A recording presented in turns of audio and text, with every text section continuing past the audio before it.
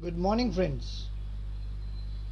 जैसे जैसे आप जीएसटी को एक्सेप्ट करते जा रहे हैं वैसे वैसे सरकार जीएसटीएन अपना शिकंजा और भी कसते जा रहे हैं। जो नए नोटिफिकेशंस, नए इंस्ट्रक्शंस जारी किए जा रहे हैं उनसे कुछ ऐसा आभास होता है कि जीएसटीएन का ये मानना था कि 1 जुलाई 2017 को सभी व्यापारियों को पूरे एक्ट की जानकारी हो गई थी और हमारा जीएसटीएन का जो पोर्टल है वो सही से काम कर रहा था।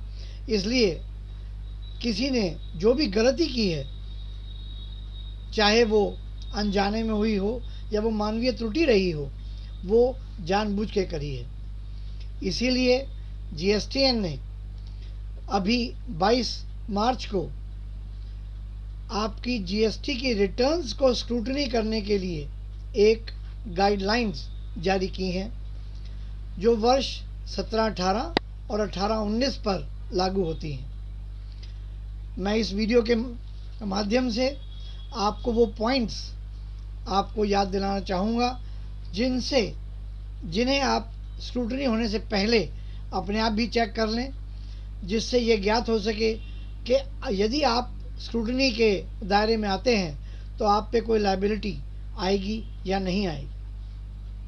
सबसे पहला पॉइंट, यदि आपके जीएसटीआर 1 में और 3B में आउटवर्ड सप्लाई में कोई अंतर है, यानी आपने जीएसटीआर 1 में ज़्यादा दिखाया है और 3B में आपने कम दिखाई है और आपने इस त्रुटि को ठीक नहीं किया है, तो ये मान लिया जाएगा कि आपने टैक्स 3B के माध्यम से आपने कम जमा किया है। ऐसे ही आरसीएम के 3 पॉइंट्स हैं। आपने आरसीएम के माध्यम से आपने कितना आईटीसी अवेल किया है और 3B में आपने आरसीएम जमा कितना किया है, यदि इसमें अंतर है तब भी आपके रिटर्न्स को स्क्रूटनाइज किया जा सकता है। और 2A में जो आरसीएम अवेलेबल है, हालांकि इसमें एक विरोधाभास रहेगा। 2A में वे आरसीएम की फिगर्स अवेलेबल नहीं होंगी जो आपने अनरजिस्टर्ड व्यापारी से सर्विसेज ली होंगी। लिहाजा ये माना जाएगा जो 2A में अवेलेबल है उससे तो ज़्यादा ही आपने पे किया होना चाहिए। पॉइंट नंबर 3, अगर आपने जो 2A में अवेलेबल आपका आईटीसी है उससे ज़्यादा यदि आपने 3B में क्लेम किया है तो भी आपके ऊपर इस स्क्रूटनी की गाज गिर सकती है। और उनका मानना ये है कि जो 2A में अवेलेबल टीडीएस और जो टीसीएस है उससे यदि अगर हम कंपेयर करें, क्योंकि आपका टीडीएस और टीसीएस आपको भुगतान करने वाला व्यापारी आपको भुगतान की गई राशि में से काटता है, तो लिहाजा आपके 3B में जो डिक्लेयर्ड आउटवर्ड सप्लाई है वो उससे तो ज़्यादा होनी ही चाहिए।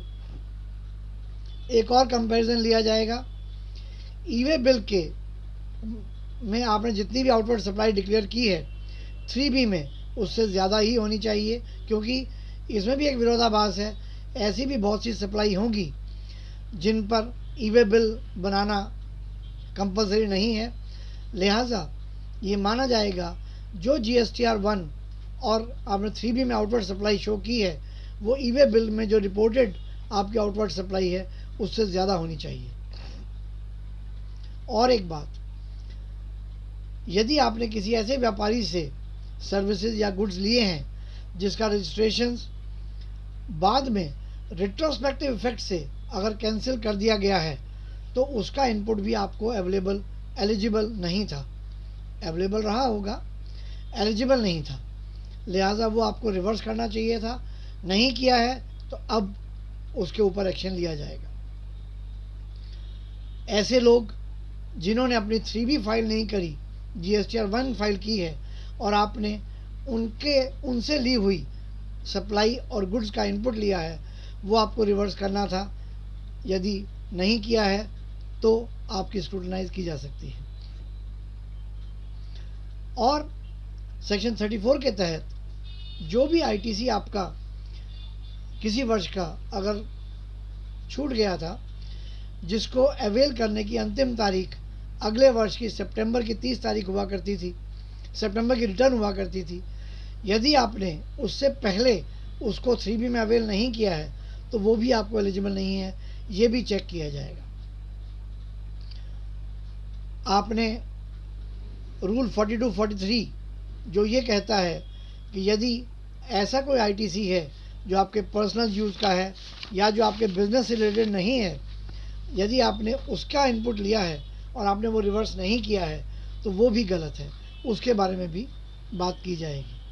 साथ ही यदि कोई रिटर्न्स आपकी लेट हो रही हैं, फाइल की गई हैं, उन पर दे ब्याज आपने जमा नहीं किया है, या जो लेट रिटर्न्स हैं उन पर लेट फीस, हालांकि GSTR 1 में जो लेट फीस है वो भी कहीं भी जुड़ के नहीं आ रही थी, उसके बारे में भी नोटिस इशू किए जाएंगे। यदि आपने GSTR 1 इन 2 वर्षों में विलम्ब से दाखिल की हैं तो वो जितना भी विलम्ब है उस पर आपको लेट फीस जमा करनी पड़ सकती है। आशा है ये पॉइंट्स आपके काम आएंगे। GST की कंप्लायंस करते रहें। बहुत बहुत धन्यवाद।